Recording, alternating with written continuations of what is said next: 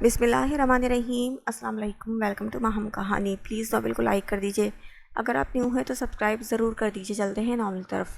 مجھے اتنا علم نہیں، تمہاری ماں نے ہی رشتہ طے کیا ہے، یقیناً کوئی اچھا کام کرتا ہوگا۔ ارے بیٹا، تم کس چکر میں پڑ رہے ہو؟ میں نے رشتہ دیکھ بھال کے ہی کیا ہوگا نا۔ تم اپنی سناؤ، کیسے دن گزرے؟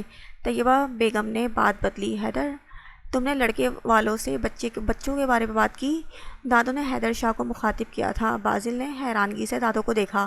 لڑکا پہلے سے شادی شدہ ہے اور 2 بچے بھی ہیں۔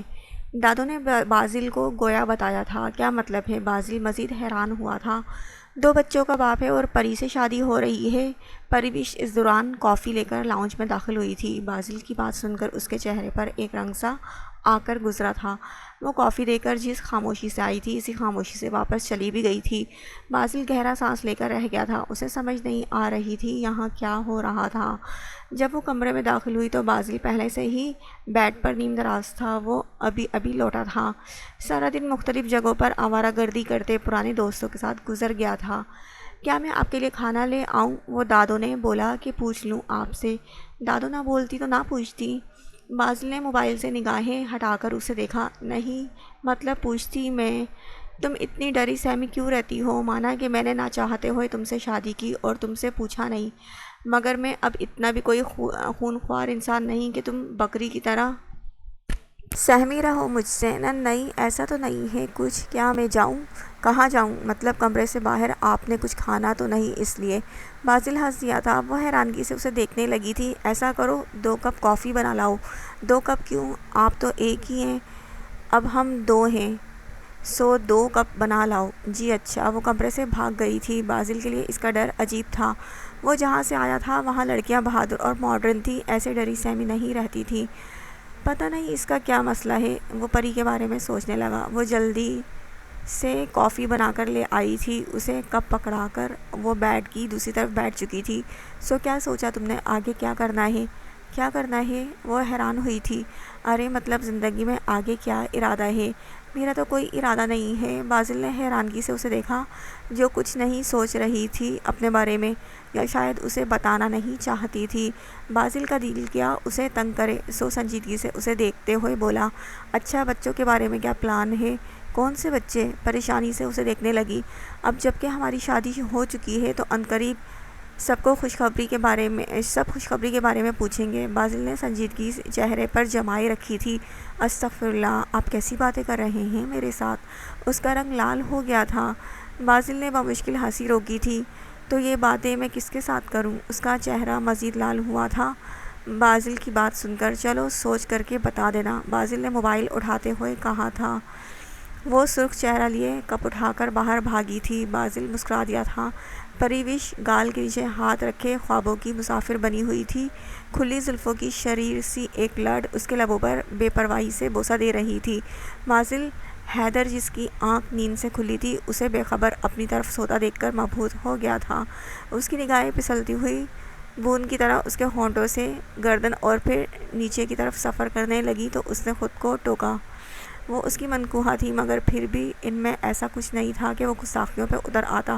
اس نے اپنی نگاہوں کو قابو میں رکھتے ہوئے ہاتھ بڑھا کر اس کے لبوں پر شرارت کرتی بالوں کی ایک لٹ کو ہٹایا تھا، اور عین اسی وقت پریوش کی آنکھیں کھلی تھیں اور اس نے ایک زوردار چیخ ماری تھی۔ بازل بدک کر پیچھے ہٹا تھا، مگر پریوش اس قدر گھبرا گئی تھی کہ اس کی چیخیں نان اسٹاپ اور نکلنے لگی تھی۔ مجبوراً بازل کو ہی اس کے منہ پر ہاتھ رکھنا پڑا۔ کیا تم پاگل ہو گئی ہو؟ بازل گڑبڑا گیا تھا۔ سب سوئے ہوئے ہوں گے، تم ایسے چلا رہی ہو جیسے پتہ نہیں کون سی آفت آ گئی ہے تمہارے سر پر۔ آپ کیا کرنے کی کوشش کر رہے تھے میرے ساتھ؟ پریوش ذرا ہوش میں آئی تو جھٹ سے اس کا ہاتھ لبوں سے پرے کرتے ہوئے بولی تھی، میں کچھ نہیں کر رہا تھا۔ آپ کچھ کر رہے تھے؟ کیا کر رہے تھے؟ بازل نے اس کی آنکھوں میں جھانکا جو کچی نیند سے بیداری کی وجہ سے ہلکی سی گلابی ہو رہی تھی۔ یا خدایا، آنکھیں، وہ خود کو ٹوک گیا تھا۔ آپ میرے ساتھ؟ وہ کچھ کہتے کہتے رک گئی تھی۔ ہاں، کیا میں تمہارے ساتھ؟ وہ مزید گمبھیر لہجے میں پوچھنے لگا۔ پرے ہٹیں آپ اور ادھر دور ہو کر ذرا سویا کریں پلیز۔ ویسے تمہاری اطلاع کے لیے عرض ہے کہ میں نہیں، تم اس طرف آئی ہو۔ جی نہیں، وہ تنگ کر بولی تھی۔ آپ کس حق سے ایسا کر رہے تھے میرے ساتھ؟ وہ روانی میں بولتے پھر چپ کر گئی تھی۔ اسے ازدواجی حقوق کہا جاتا ہے۔ جی نہیں، جی ہاں، وہ اس کے انکار پر اقرار کروا رہا تھا۔ کیا مسئلہ ہے آپ کا؟ وہ نیند سے ڈول رہی تھی۔ مسئلہ یہ ہے تم خراٹے بہت لیتی ہو میڈم، اور ایسا لگتا ہے جیسے ریل کا انجن کمرے میں گھس گیا ہو۔ کیا سچی مچی؟ اس کی بڑی سی آنکھیں حیرانگی سے پھیل گئی تھی۔ اوف بازل، حیدر یہ لڑکی مذاق بھی نہیں سمجھتی۔ بازل نے آہ بھری تو پریوش شرمندہ سی ہوئی۔ وہ واقعی بہت بے وقوف تھی۔ سو جائیں آپ۔ وہ ذرا دور ہو کر لیٹ گئی تھی اور اسے دیکھنے لگی تھی۔ تم مجھے گھورنا بند کرو گی؟ بازل نے آنکھیں بند کرنے کے بعد محسوس کیا وہ اسے ہی گھور رہی تھی۔ آپ سو جائیں، میں بھی سو جاؤں گی۔ بازل نے آنکھیں کھول کر اسے دیکھا۔ تمہیں لگتا ہے تم سو جاؤ گی تو میں تمہارے ساتھ ایسا ویسا کچھ نہیں کروں گا؟ پریوش کا چہرہ لال ہوا تھا۔ جی نہیں، ایسا کچھ نہیں کہا میں نے۔ کہا نہیں، سوچا تو ہے؟ نہیں سوچا، وہ تنگ کے بولی تھی۔ ویسے ایسا ویسا کچھ میں تمہارے ساتھ جاگتے ہوئے بھی کر سکتا ہوں۔ وہ اٹھ بیٹھا تھا۔ کیا مطلب آپ کا؟ وہ بدکی تھی۔ کیا روم لاکڈ ہے؟ بازل نے پوچھا تو پریوش نے گھبرا کر بازل کو دیکھا اور پھر دروازے کو۔ بازل کو لگا وہ ابھی اٹھ کے دروازے کی طرف دوڑ لگا دے گی، سو بولا، فکر مت کرو، میں ایسا کچھ نہیں کرنے والا۔ میرا ٹیسٹ اتنا بھی خراب نہیں ہے۔ بازل نے جان بوجھ کر ایسا کہا تھا اور تیر نشانے پر لگا تھا۔ میرا مطلب ہے کہ میں حسن پرست ہوں، بہت باذوق بھی ہوں۔ سو رہنے دو، تمہیں ڈرنے کی ضرورت نہیں ہے مجھ سے۔ آپ مجھے بدصورت بول رہے ہیں؟ وہ ہونٹ چباتے ہوئے بولی۔ نہیں، کہنے کی کیا ضرورت ہے؟ ہاں ٹھیک ہے، 1 منٹ کے لیے مطلب ہے۔ وہ سر ہلا کر خود ہی چونکی تھی۔ کیا مطلب ہے؟ کیا مطلب نہیں ہے؟ بازل دل میں ہنسا تھا۔ وہ بس اسے گھور کر ہی رہ گئی تھی۔ بازل نے آنکھیں بند کر لی۔ وہ جانتا تھا وہ اسے ہی گھورے جا رہی ہے۔ پتہ نہیں کیوں اسے پریوش کو تنگ کرنے میں مزہ آنے لگا تھا۔ تم نے اس شادی سے کیوں نہیں انکار کیا پریوش؟ تم انکار کر دیتی تو کسی کی جرات نہیں ہوتی کہ تم زبردستی تم سے کر سکیں۔ دادو پریوش سے بات کر رہی تھی جب بازل اپنے کمرے سے نکل رہا تھا، سو وہیں رک گیا۔ دادو، یہ سلسلہ رکنے والا نہیں تھا۔ آج نہیں تو کل کسی نہ کسی سے شادی تو کرنی ہوگی، پھر چاہے وہ کوئی بھی ہو۔ ایسے گھر کے ماحول میں تناؤ پیدا کرنے سے بھلا ہے کہ میں تائی کی بات مان لوں۔ وہ ان کے گھٹنے پر سر رکھے بول رہی تھی۔ مگر اتنی جلدی کوئی نہیں تھی۔ تم نے کہا تھا تم تعلیم مکمل کرنا چاہتی ہو۔ کوئی بات نہیں دادو، میں پرائیویٹ حاصل کر لوں گی، اس میں کوئی ایشو نہیں ہے۔ پریوش کی تھکی ہوئی آواز سے بازل کو محسوس ہوا تھا وہ اس شادی پر خوش نہیں تھی، یا پھر اتنی جلدی شادی پر خوش نہیں تھی۔ وہ نیچے آیا تو ماں کو ٹی وی دیکھتا ہوا پایا۔ مما، ویسے یہ پری کی شادی اتنی جلدی کرنے کی کیا ضرورت تھی؟ وہ سرسری انداز میں پوچھ رہا تھا۔ کیوں، کیا ہوا؟ کسی نے کچھ کہا ہے کیا؟ ارے نہیں مما، ویسے ہی یورپ میں کافی دیر سے شادیوں کا رواج ہے، اسی لیے بس ذہن میں آیا۔ بیٹا، وہاں اور یہاں میں بہت فرق ہے۔ ویسے بھی پری ایک ذمہ داری ہے، جتنا جلد ہو سکے ذمہ داری ادا کر دینی چاہیے۔ بازل نے کوئی جواب نہیں دیا تھا۔ وہ اپنے کام سے کام رکھنے کا عادی تھا، مگر پریوش کی باتوں سے اسے لگا تھا کہ وہ خوش نہیں تھی۔ اسے اندازہ تھا کہ حیدر شاہ نے اس سے پوچھ کر ہی رشتے کے لیے رضامندی ظاہر کی ہوگی۔ کوئی زیادہ مسئلہ ہوتا تو وہ لازمی انکار کر دیتی شادی سے۔ بازل سوچنے لگا تھا۔ بازل کی آنکھ کھلی تو اسے پریوش کو آئینے کے سامنے کھڑا پایا، جو گیلے بالوں کو کنگھا کر رہی تھی۔ سیاہ ریشمی زلفیں کسی رات کی طرح تھیں اس کی، اور گردن پر تل۔ وہ اسے انمناک سے دیکھنے لگا۔ شادی کسی اور کے ساتھ طے تھی اور عین وقت پر کسی اور کے ساتھ ہو گئی۔ میٹرک میں تھی جب چچا چچی ایک کار کریش میں گزر گئے۔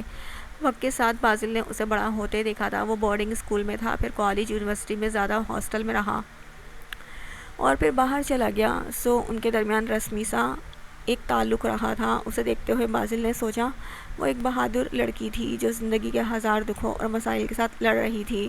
واریر، ایک سچی۔ جب وہ زلفوں کو باندھنے لگی تو بازل نے آواز دی، ان کو کھلا رہنے دو۔ وہ بدک کر پیچھے مڑی تھی اور پھر جھپٹ کر اپنا دوپٹہ اوڑھ لیا تھا۔ بازل بیڈ پر سیدھا ہو کر بیٹھ گیا اور بولا، لگتا ہے تم مجھے شوہر نہیں سمجھتی۔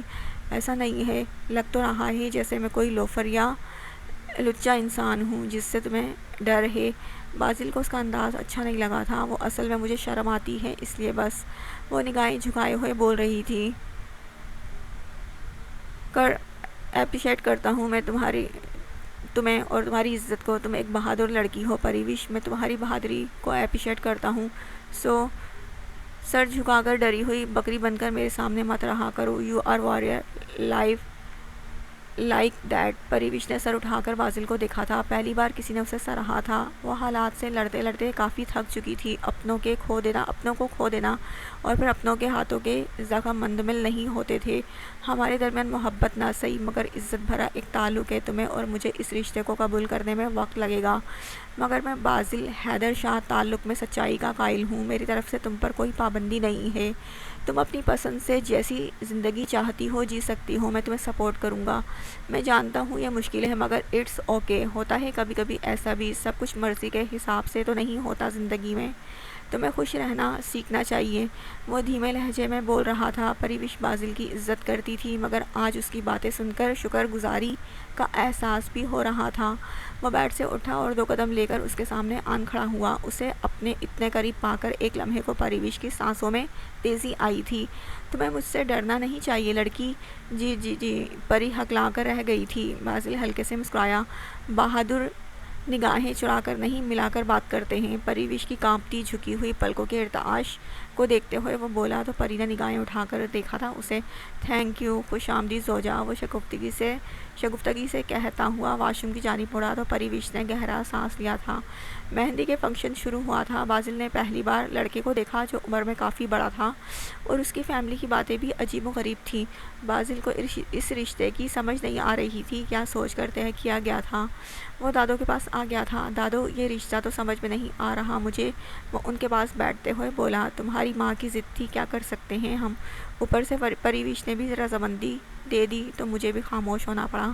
بازل نے دور سے اسٹیج پر بیٹھی پری کو دیکھا تھا۔ کہاں وہ اور کہاں یہ آدمی۔ بازل کو کوفت محسوس ہونے لگی تھی اور پریوش پر غصہ بھی آنے لگا تھا۔ ایسا بھی کیا مصیبت آن پڑی تھی جو اس انسان سے شادی کرنی پڑی۔ طے یہ تھا مہندی والے دن ہی نکاح کی رسم بھی ہوگی اور پھر رخصتی اگلے دن۔ حیدر شاہ مہمانوں کے پاس تھے۔ بازل نے ماں کو ڈھونڈنے کی کوشش کی۔ وہ دولہے کے خاندان کے پاس بیٹھی تھی اور شاید کسی بات پر بحث کر رہی تھی۔ بازل نے ان کے چہرے سے تناؤ کا اندازہ لگایا تھا۔ اب وہ اٹھ کر حیدر شاہ کی طرف بڑھیں اور انہیں کان میں کچھ بولا اور سائڈ کی طرف لے گئیں۔ بازل بھی ان کے پیچھے آیا تھا۔ وہ کہہ رہے ہیں نکاح سے پہلے ہی لڑکے کے لیے کسی اچھی جگہ گھر بھی لے دیں۔ ماں کی آواز بازل کے کانوں میں پڑی تھی۔ تم یہ رشتہ کہاں سے ڈھونڈ کر لائی ہو؟ حیدر شاہ بولے۔ نکاح کے وقت ہو چکا ہے اور اب یہ نیا شوشہ چھوڑ رہے ہیں۔ حیدر شاہ غصے میں بولے تھے۔ مجھے کیا پتا تھا ایسے ہوں گے یہ لوگ۔ جب تمہیں نہیں پتا تھا تو ایسا رشتہ جوڑنے سے پہلے پتا کرنا تھا کہ وہ کیسے لوگ ہیں۔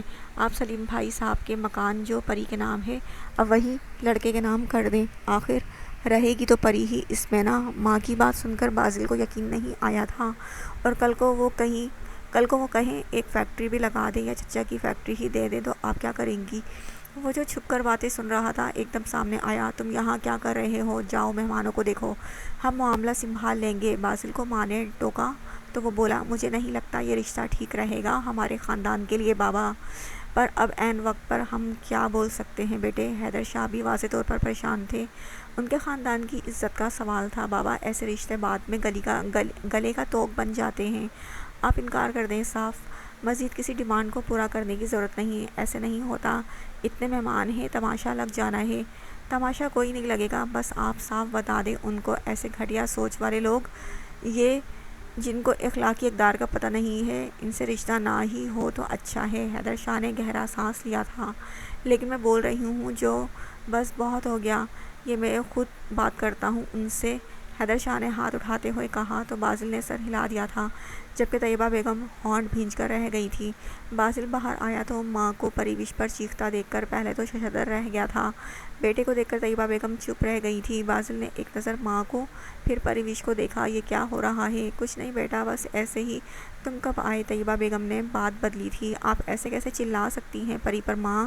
یہ اس خاندان کی بہو ہے اور وہ بھی اس انداز میں جیسے اس سے پتہ نہیں کون سا جرم سرزد ہو گیا ہو۔ بازل کا لہجہ سخت تھا۔ کچھ نہیں، بس ایسے ہی مجھ سے غلطی ہوئی تھی، بس غلطی ہوئی کوئی بھی ہو، مجھے پسند نہیں ایسے کسی پر چلانا، اور وہ بھی گھر کے نوکروں کے سامنے۔ اب تمہیں اپنی ماں کی باتیں ناپسند ہوں گی، بات کسی کی بھی ہو، اگر کوئی میری بیوی کے ساتھ ایسا برتاؤ رکھے گا تو میں اسے چھوڑوں گا نہیں۔ وہ سختی سے کہتا ہوا پری کی جانب مڑا اور اس کا ہاتھ پکڑ کر روم میں لے آیا تھا۔ طیبہ بیگم سلک کر رہ گئی تھی۔ تمہارا کیا مسئلہ ہے؟ کوئی کچھ بھی کہے گا تم سنتی رہو گی۔ روم میں آتے ہی وہ پری پر چڑھ دوڑا تھا۔ وہ اس خاندان کی بڑی ہیں، ڈانٹ سکتی ہیں، وہ اتنا ہی کہہ پائی تھی۔ انسان کو جگہ اور وقت دیکھ کر ہی کچھ کہنا چاہیے۔ تم کہیں بھی کسی کے سامنے بھی کسی سے بھی انسلٹ سہتی رہو گی زندگی میں۔ برہم تھا وہ سخت۔ کیسے سروائیو کرو گی تم زندگی میں؟ ہاں پری کیا بولتی، اسے تو عادت تھی اس سب کی۔ کچھ نیا تو نہیں ہوا تھا، نیا شاید بس یہ ہوا تھا کوئی اس کے لیے پہلی بار بولا تھا۔ وہ بیڈ پر دونوں ہاتھ جوڑے بیٹھی تھی۔ باسل کچھ دیر اسے دیکھتا رہا، پھر اس کے ہاتھ تھام کر اس کے سامنے بیٹھتے ہوئے نرمی سے بولا، دیکھو دنیا کو کچھ فرق نہیں پڑتا آپ سے، نہ آپ کی خوشی سے نہ غم سے۔ میں نے ساری ذمہ داری قبول کی ہے تو میرا فرض بنتا ہے میں تمہارا خیال رکھوں، مگر ہر جگہ میں موجود نہیں ہوں گا۔ تمہیں اپنے حق کے لیے بولنا اور لڑنا سیکھنا چاہیے، ورنہ دنیا تمہیں رون کر آگے نکل جائے گی۔ اور جیسا میں نے کہا کسی کو کچھ فرق نہیں پڑے گا اس سے۔ وہ مدھم لہجے میں بول رہا تھا۔ پریوش کو پتہ نہیں چلا کب اس کی آنکھوں سے آنسو ٹپکے تھے۔ ارے وہ بھوکلا گیا تھا۔ کیا ہو گیا یار، بہادر بنو، ایسے مت کرو۔ وہ اس کی آنکھوں کے کونوں سے آنسو چنتے ہوئے بولا تھا، رشتوں کے آگے لڑنا مجھے نہیں آتا ہے۔ باسل نے گہرا سانس لیا تھا۔ لڑو مت مگر دفاع تو کر سکتی ہو، بس وہی کر لو۔ وہ اس کا ہاتھ تھپکتا ہوا اسے دیکھ رہا تھا۔ اب چلو آنسو صاف کرو اور ڈریس بدل کر آ جاؤ، ہم باہر جا رہے ہیں۔ وہ کھڑا ہوتا ہوا بولا تو پری چونکی۔ باہر کدھر، ایسے ہی بس کہیں چلتے ہیں۔ مگر وہ تائی نے بولا، میں ان کو بتا دوں گا، فکر نہ کرو۔ وہ انکار کرنا چاہتی تھی مگر پتہ نہیں کیوں وہ نہیں کر پائی۔ ہم زندگی کے بارے میں جو سوچتے ہیں وہ زندگی ہمارے بارے میں نہیں سوچتی ہے۔ ہم فیصلہ کرتے ہیں یا ارادے، اور زندگی بہرحال ان فیصلوں اور ارادوں کے برعکس اپنے راستے پر چلتی رہتی ہے۔ زندگی بہتی ہوئی ندی کی طرح ہے، اس پر اپنی مرضی کا بند نہیں باندھا جا سکتا ہے۔ اگر انسان ایسا کرنے کی کوشش کرتا تو زندگی باندھے گئے مرضی کے بند کے ساتھ انسان کو بھی توڑ کر اپنے ساتھ بہا کر لے جاتی۔ پریوش یہ بات سمجھ چکی تھی کہ وہ جو سوچتی ہے وہ نہیں ہو سکتا، سو جو ہو رہا ہے کیوں نہ اسے ہونے دیا جائے۔ اس رشتے سے وہ خوش نہیں تھی مگر وہ چپ ہو چکی تھی۔ ایک وقت ایسا آتا ہے کہ انسان اپنے لیے کچھ بھی نہیں سوچنا چاہتا، وہ بس خاموشی اختیار کر لیتا ہے یا پھر حالات سے نظریں چراتا ہے اور وہ سمجھتا ہے کہ سب کچھ صحیح ہو جائے گا۔ حیدر شاہ کے کورے سے جواب نے بھی وہی کیا تھا۔ وہ نکاح سے انکار کر چکے تھے۔ طیبہ بیگم حیدر شاہ کو منانے کی کوشش میں تھی کہ وہ بات مان لے تو معاملہ ختم ہو جائے، مگر بات بنتی بنتی بگڑ چکی تھی۔ حیدر شاہ اپنے اصولوں کے پکے انسان تھے، وہ لچک دکھا بھی دیتے، مگر ان کے انکار کی سچویشن ایسی بنی تھی کہ باسل کی مداخلت کی وجہ سے وہ سب لوگ واپسی کی راہ لینے لگے تھے۔ ان کے حیدر شاہ کے ساتھ سخت رویہ رکھنے کی وجہ سے باسل نہ چاہتے ہوئے بھی اس معاملے میں پڑ چکا تھا، اور پھر وہی ہوا تھا، وہ نکاح چھوڑ کر چلے گئے تھے۔ باسل نے اپنے باپ کی عزت کا سوچا تھا، بس کون کرے گا شادی۔ پھر اس بات سے وہ اس قدر بھڑک گیا تھا کہ ببانگ دہل خود ہی شادی کا بول گیا تھا۔ طیبہ بیگم کو جس بات کا ڈر تھا وہی حقیقت میں اس کے سامنے آ چکی تھی۔ باسل بول کر تھوڑا پریشان تو ہوا تھا مگر تیر کمان سے نکل چکا تھا۔ پریوش کو تو سمجھ نہیں آ رہی تھی کہ کیا ہو رہا ہے۔ دادو خوشی سے نہال تھی اور حیدر شاہ بھی مطمئن تھے، مگر طیبہ بیگم کا حال ایسا تھا کاٹو تو بدن میں لہو نہیں، جو ہونا ہوتا ہے اپنے وقت پر ہو ہی جاتا ہے۔ اب یہ اچھا تھا یا برا، اس کا فیصلہ وقت پر ہی ہونا تھا۔ تو کہاں جانا چاہو گی؟ گاڑی میں اسے بٹھاتے ہوئے باسل نے سوال کیا تھا۔